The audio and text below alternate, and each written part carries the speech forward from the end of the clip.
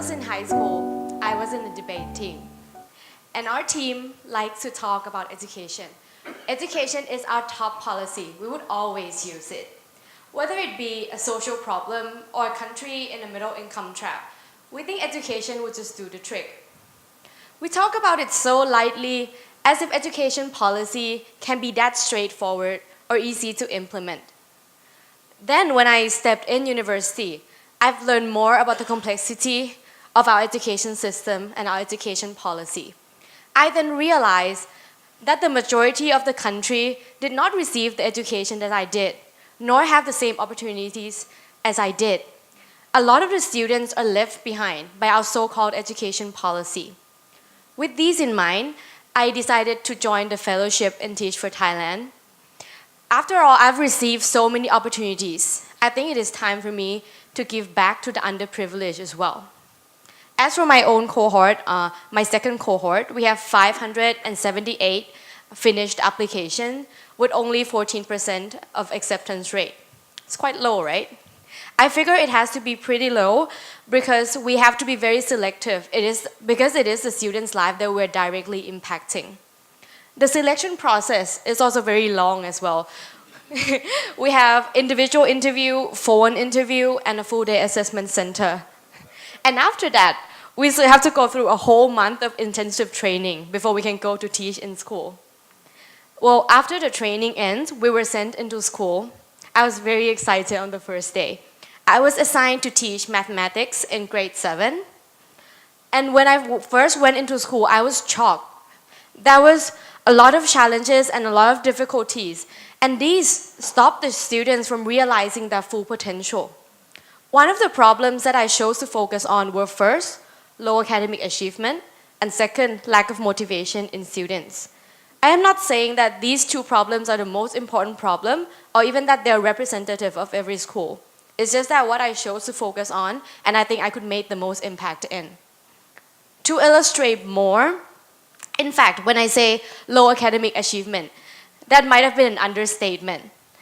Amongst the students I teach, 50% of them cannot do simple mathematics.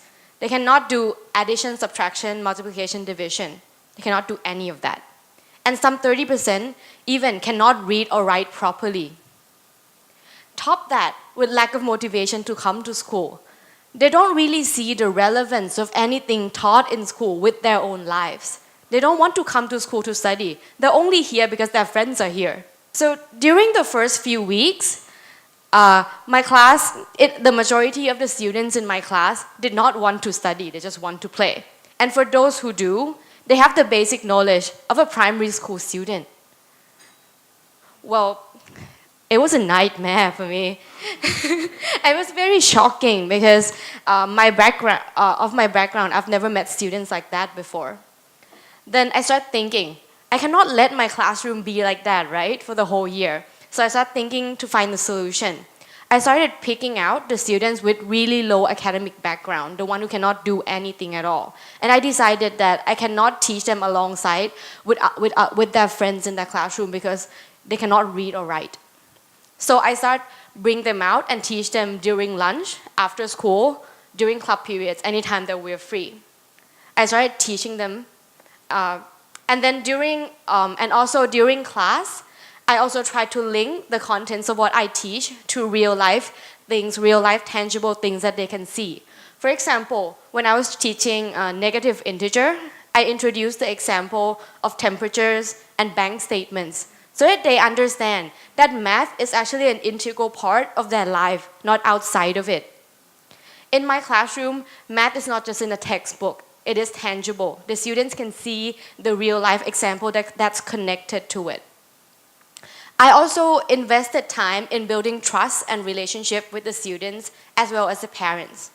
Because I think that if we want to change the student's life, everybody needs to be on the same page. So that was roughly how I spent my 3 semesters at the school. Then you might wonder, did it work? Do the students get better?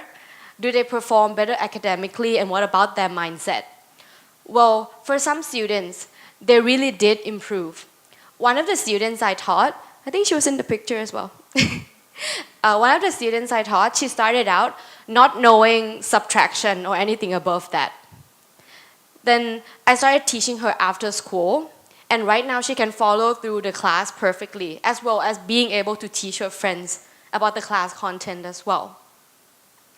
But however, for most, they can do basic calculation better, but they're still not up to grade 7 standards that they're supposed to have at all. They still cannot follow through the classroom at all. But then in the end, I still have to let them pass my class to grade 8, even though I know they have insufficient knowledge. It is one of the school's unwritten policy that you cannot fail the students. You have to let the students pass after they did a certain amount of work, no matter what, or it affects the school's ranking if too many of the students are failing, right? Yeah, I think this is part of the problem why these students in middle school already still cannot do basic calculation or read or write because they get passed up and up even though they don't have the knowledge.